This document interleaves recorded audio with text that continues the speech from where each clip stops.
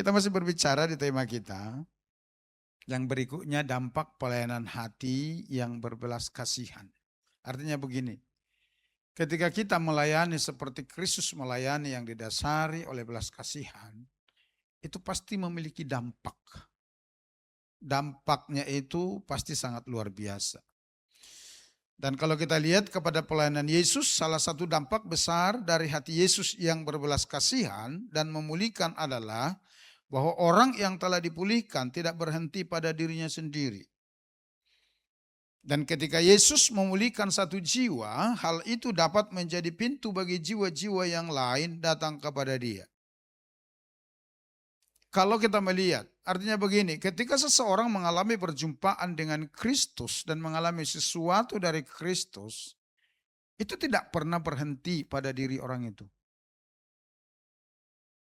Mereka tidak menikmatinya secara sendirian. Mereka tidak hanya bersuka cita secara personal, sekalipun itu terjadi. Tapi biasanya yang dicatat dalam Alkitab, pengalaman mereka bersama dengan Tuhan itu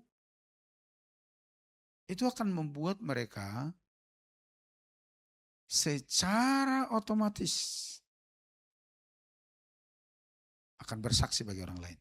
Kenapa? Karena mereka mengalami perjumpaan dengan Tuhan. Yang kedua, karena mereka mengalami pemulihan dari Tuhan. Nggak bisa dibohongi. Orang yang mengalami perjumpaan dengan Tuhan, orang yang mengalami pemulihan dari Tuhan, ada kerinduan yang besar di hatinya, melihat orang lain juga mengalami pengalaman yang sama. Coba kita lihat, kita kembali yang pertama ke kisah perempuan Samaria dan warga Samaria. Di dalam Yohanes 4 ayat 39 sampai 42 dikatakan, maka perempuan itu meninggalkan tempayannya di situ, di mana di sumur itu, setelah berbincang-bincang dengan Yesus. Lalu pergi ke kota dan berkata kepada orang-orang yang di situ, yang di mana maksudnya yang di kota. Ayat 29. Mari, lihat, di sana ada seorang yang mengatakan kepadaku segala sesuatu yang telah kuperbuat. Mungkinkah dia Kristus itu? Ayat 30. Maka mereka pun pergi keluar kota lalu datang kepada Yesus. Next. Setelah mengalami perjumpaan dengan Yesus, perempuan Samaria tersebut tidak menyimpan pengalaman itu untuk dirinya sendiri. Tapi perempuan itu pergi ke kota dan menceritakan apa yang telah Yesus lakukan dalam hidupnya. Dia menjadi saksi dan membawa jiwa kepada Yesus. Siapa? Perempuan Samaria. Siapa perempuan Samaria? Kita sudah bicara 2 minggu yang lalu, perempuan ini adalah pelakor, saudara. Karena ketika berjumpa dengan Yesus, Yesus berkata, tolong bawa suamimu ke sini. Dan dia berkata, Guru, saya tidak memiliki suami. Dan Yesus berkata kepadanya, ya betul katamu itu. Karena sesungguhnya kamu sudah memiliki 5 suami dan yang ada padamu sekarang pun bukan suamimu. Ketika Yesus berbicara seperti itu Bapak Ibu, perempuan Samaria ini langsung merasa, wah kok dia tahu kehidupan saya ya? Siapa sebenarnya ini? Dia tidak tersinggung. Dia tidak menjadi marah dan uring-uringan lalu menyumpahi Yesus di situ. Menyerapainya, tidak. Tapi dia berkata, wah ini dia. Ini dia. Kenapa dia tahu semua latar belakang hidup saya? Sehingga pengalaman itu Bapak Ibu, pengalaman perjumpaan dengan Yesus menggerakkan dia untuk tinggalkan tempayannya di sumur itu, lalu dia pergi berlari ke kota Samaria. Lalu dia mulai cerita sama orang-orang di sana. Apa yang diceritakan? Pengalaman perjumpaannya dengan Yesus dan apa yang dialami dari pembicaraan Yesus. Dan dia berkata, mungkinkah dia itu Kristus? Dan ternyata benar dia. Dan kalau Bapak Ibu baca di dalam pasal itu, orang-orang Samaria akhirnya datang. berkerumun kepada Yesus. Oleh karena apa? Ada seorang wanita yang gagal secara moral, terpuruk secara moral, tapi ketika ketemu dengan Yesus, dan Yesus memberitahukan bahwa di dalam dirinya ada air hidup, perempuan itu mengalaminya dan dia bersaksi kepada banyak orang. Dari mana hal itu bisa terjadi? Diawali dari hati yang berbelas kasihan. Ini yang selalu saya ingatkan. Diawali dari hati yang berbelas kasihan. Yesus tidak melihat kepada kegagalannya secara moral. Yesus tidak melihat kepada kegiatannya yang selalu membawa lari laki orang. Pelakor kan begitu, saudara ya. Tidak. Tapi Yesus melihatnya sebagai jiwa yang berharga dan sekarang dia sedang terhilang dan memerlukan keselamatan dan pemulihan daripada Bapa. Oleh karenanya Yesus menyampaikan, padaku ada air hidup. Kalau engkau minum dari air sumur ini, engkau akan haus lagi. Tapi kalau kau minum dari air hidup yang ada padaku, engkau tidak akan pernah haus lagi. Saudara, belas kasihan di hati kita itu akan mendorong kita untuk bersaksi dan membawa jiwa-jiwa kepada Tuhan. Akan mendorong kita. Itu sebabnya selalu saya ingatkan saudara, minta kepada Tuhan supaya kita memiliki belas kasihan. Minta kepada Tuhan supaya kita memiliki hatinya Tuhan ada di hati kita, pikirannya Tuhan ada di pikiran kita. Bahkan perasaannya ada di perasaan kita. Supaya kita dapat merasakan apa yang sedang Tuhan rasakan. Menurut saudara, kalau kita kembali ke data populasi kekristenan selama 50 tahun terakhir ini mengalami kemerosotan, menurut saudara hati Tuhan senang atau sedih? Sedih. Saya sependapat, saudara. Saya sependapat. Tapi hanya orang-orang yang bisa merasakan perasaan Tuhan yang merasakan itu. Dan itu nanti yang akan menggerakkan mereka bergerak seperti yang Tuhan mau. Tuhan inginkan. Kalau kita tidak memiliki perasaan Tuhan itu, hati Tuhan itu, pikiran Tuhan itu, kita akan menjadi pribadi yang sangat egois. Tidak peduli dengan keselamatan jiwa-jiwa di sekeliling kita. Yang kedua, kita lihat lagi orang gila di Gerasa. Markus 5 ayat 19 sampai 20. Dikatakan ayat 19, Yesus tidak memperkenankannya. Siapa? Orang gila yang sudah pulih ini. Karena ayat sebelumnya berkata, ketika dia sudah pulih, setan 6.000 itu sudah keluar dari tubuhnya, lalu dia memohon kepada Yesus supaya dia diperkenankan ikut bersama dengan Yesus pelayanan kemana-mana. Nah, tapi inilah ayat 19 berkata, Yesus tidak memperkenankannya, tetapi Yesus berkata kepada orang itu, pulanglah ke rumahmu, kepada orang-orang sekampungmu, dan beritahukanlah kepada mereka segala sesuatu yang telah diperbuat oleh Tuhan atasmu, dan bagaimana ia telah mengasihani engkau. Next, ayat 20. Orang itu pun pergilah dan mulai memberitakan di daerah Dekapolis segala apa yang telah diperbuat Yesus atas dirinya, dan mereka semua menjadi heran. Bapak Ibu boleh lihat kembali peristiwa yang dialami oleh orang Gerasa ini. Yang tadinya sangat tidak berharga, dibuang keluarga dan masyarakat. Tapi bagi Bapa di sorga, jiwa itu sangat berharga. Sehingga kita sudah belajar 2 minggu yang lalu, Yesus dan para muridnya secara khusus datang dari seberang danau menuju kuburan di Gerasa hanya untuk menemui sampah masyarakat ini. Oleh karena Yesus melihat sekalipun dia tidak berguna bagi masyarakat dan bagi keluarga, tapi dia adalah jiwa yang sangat berharga di hadapan Bapa. Yesus datang, ketemu, dipulihkan, dan ketika orang yang sangat parah ini hidupnya, yang saya percaya kalau kita pun hidup di zaman itu, enggak sependapat kita dengan Yesus. Kita juga pasti merasa dia tidak berarti, tapi bagi Yesus penting. Dan Yesus menjangkaunya. Dan saudara lihat, setelah orang yang hidupnya sangat parah ini dipulihkan, bukan hanya perempuan Samaria, tapi orang yang dirasuk setan yang tinggal di kuburan Gerasa ini juga menjadi saksi Kristus.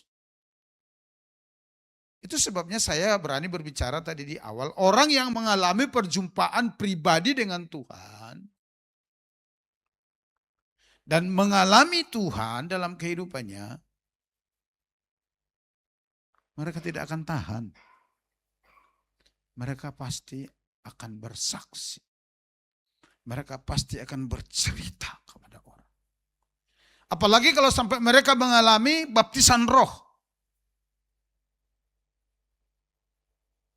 Pasti akan bersaksi tentang Yesus.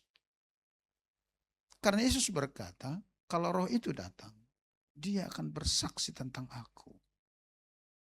Coba saudara renungkan itu ya. Apa sih maksudnya? Coba lihat lagi dulu dalam Yohanes pasal 15 ayat 26 itu yuk. Kita baca bersama-sama. Jikalau penghibur yang akan kuutus dari Bapa datang, yaitu roh kebenaran yang keluar dari Bapa, ia akan bersaksi tentang siapa itu? Artinya roh yang ada di dalam diri kita itu, roh yang telah Bapa berikan kepada kita itu, dia akan mendorong kita untuk bersaksi tentang siapa itu Yesus dan kasih Yesus.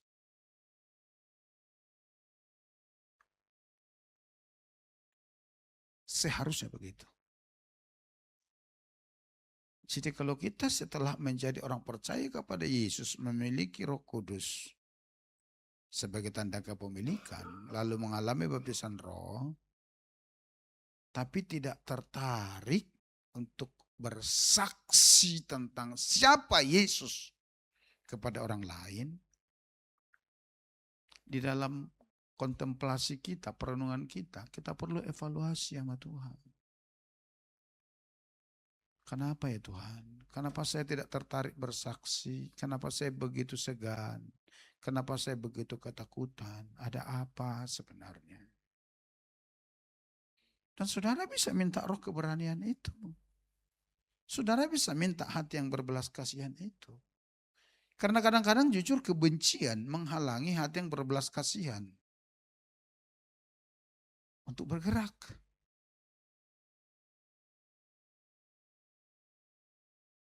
Kejenuhan, kesuaman, itu bisa menghalanginya.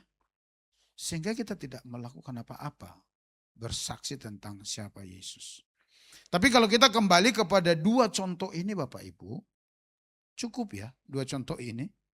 Yang terpuruk secara moral, yang di Gerasa ini udahlah, gak usah kita sebut lagi. Udah semuanya lah.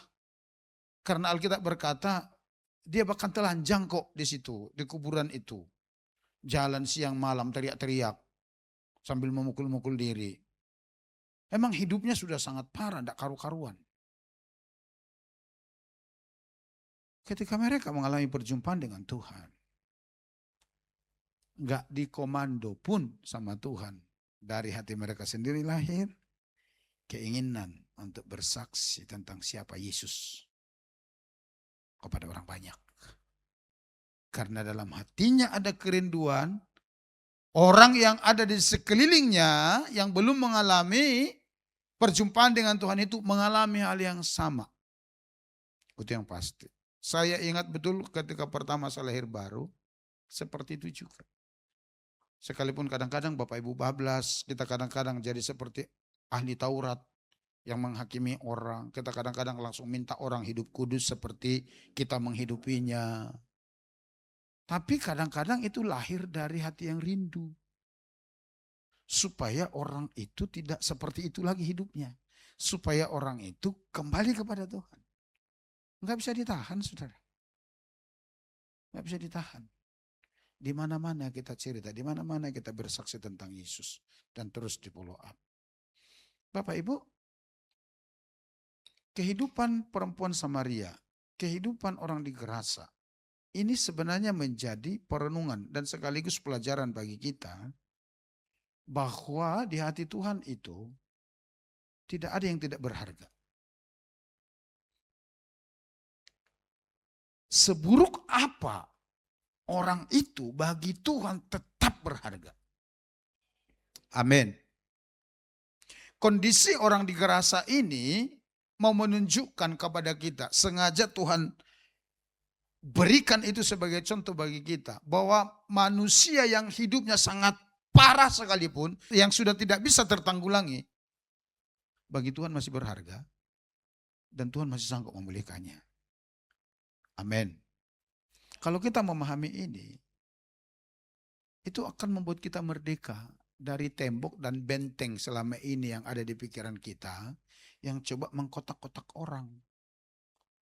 Kalau status sosial orang ini seperti, oh dia lebih berharga, kalau ini dia lebih layak, kalau ini sama sekali nggak layak.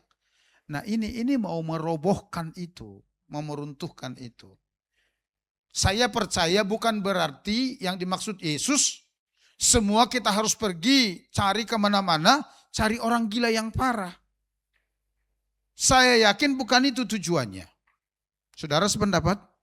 Sekali lagi, saya yakin tujuan Yesus menjangkau ini dan memperlihatkan kepada kita. Kemudian Roh Kudus menginspirasi Markus untuk menulis ini menjadi firman bagi kita. Tujuannya bukan supaya setiap orang percaya pergi kemana-mana cari orang gila yang sangat parah. Bukan itu. Tapi saya percaya yang mau diperlihatkan kepada kita, nilai keberhargaan orang ini di hadapan Tuhan.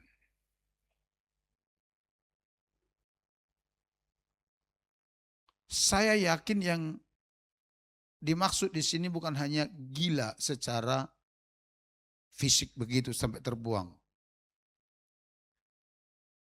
Ada banyak orang terlihat sehat, tapi sebenarnya gila. Ada enggak orang gila judol? Ada. Berarti masuk mereka itu. Semua harta terjual, bahkan istri anaknya bisa digadaikan. Sertifikat tanah apapun itu, surat-surat berharga digadaikan karena judol. Kalau ada orang-orang seperti itu masuk di lingkungan orang Gerasa ini. Ada enggak orang yang gila mabuk? Ada? Ada orang yang gila selingkuh? Gila perempuan, gila laki? Ada? Ada. Ada orang yang gila pemenang? Ada. Berarti orang itu sasaran itu. Ada orang gila nonton? Sampai pekerjaan yang lain semua lupa?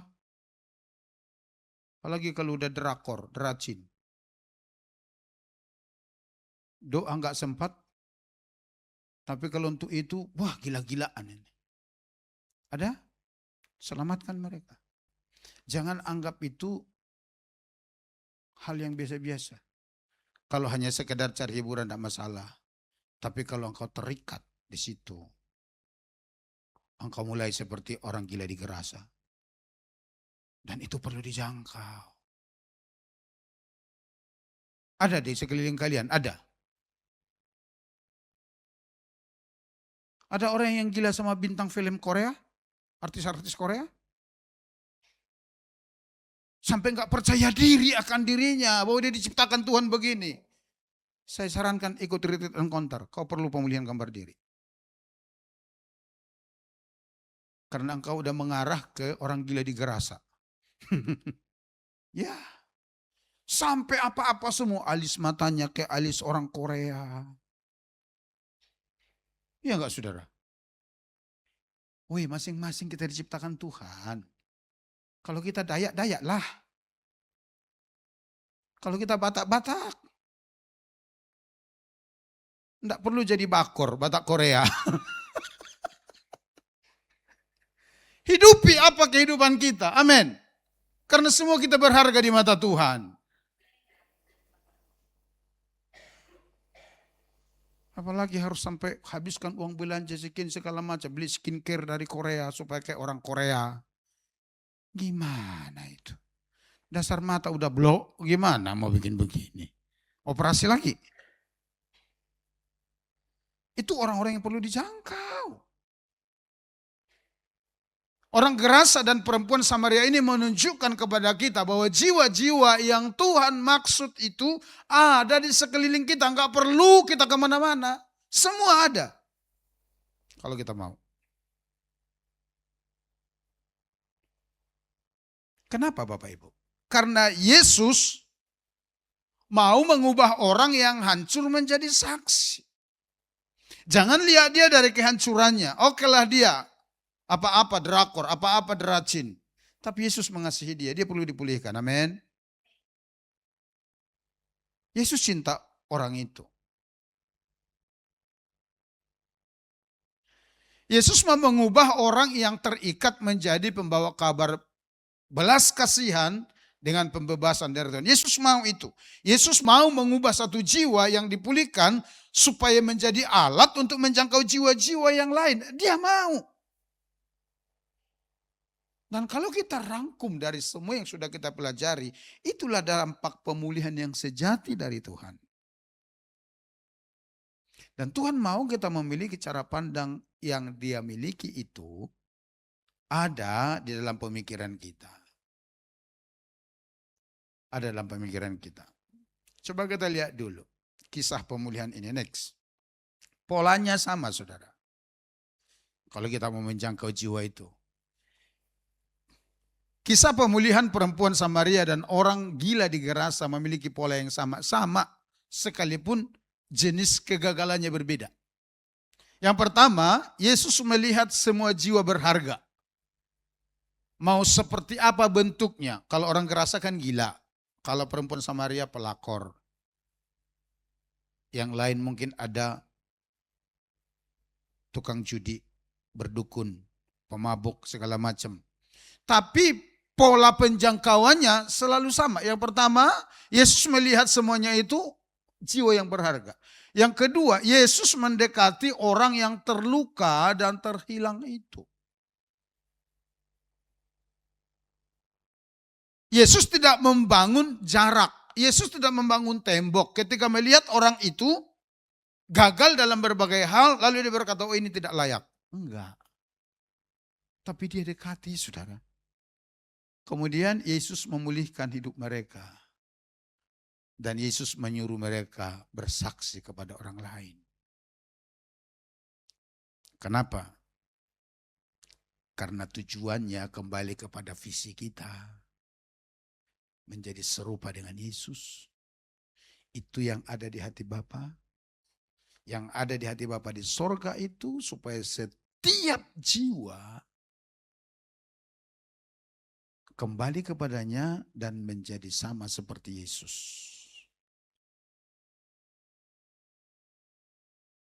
Dan perhatikan, Yesus tidak pernah menurunkan standar keilahian, standar moral untuk membawa orang kepada Bapa.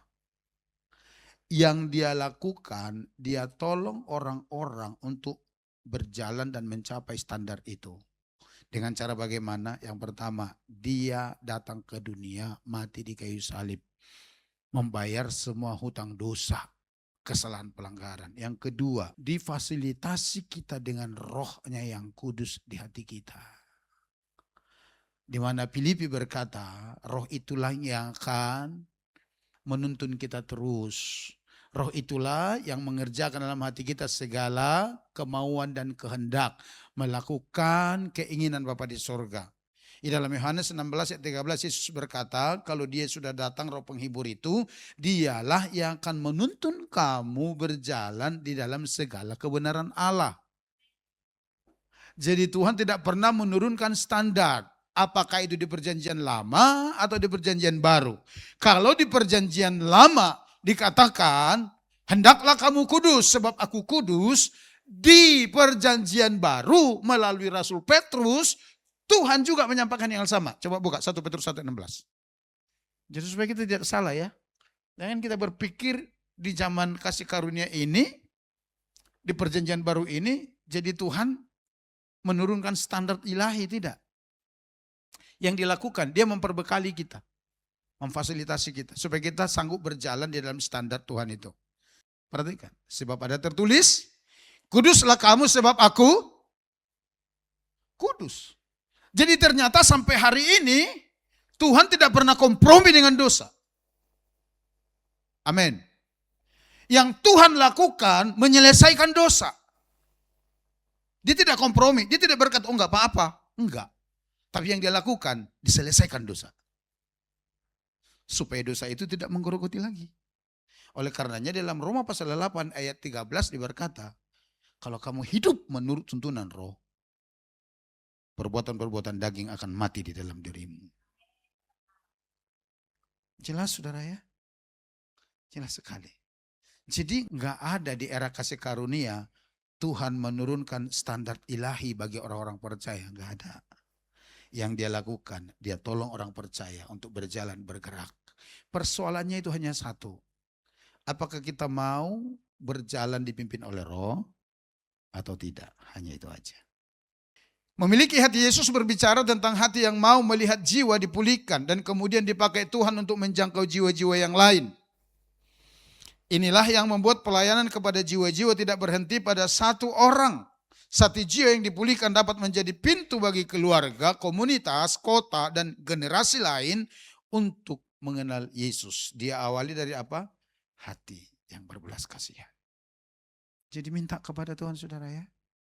Karena dampaknya sangat luar biasa. Dampak pelayanan dari hati yang berbelas kasihan itu bisa memulihkan orang yang sangat terpuruk. Sangat tidak bernilai bagi dunia. Tapi mereka bisa dipulihkan, bukan sekedar dipulihkan. Tapi Tuhan bisa pakai untuk menjadi alat di kerajaannya, membawa jiwa kepada dia.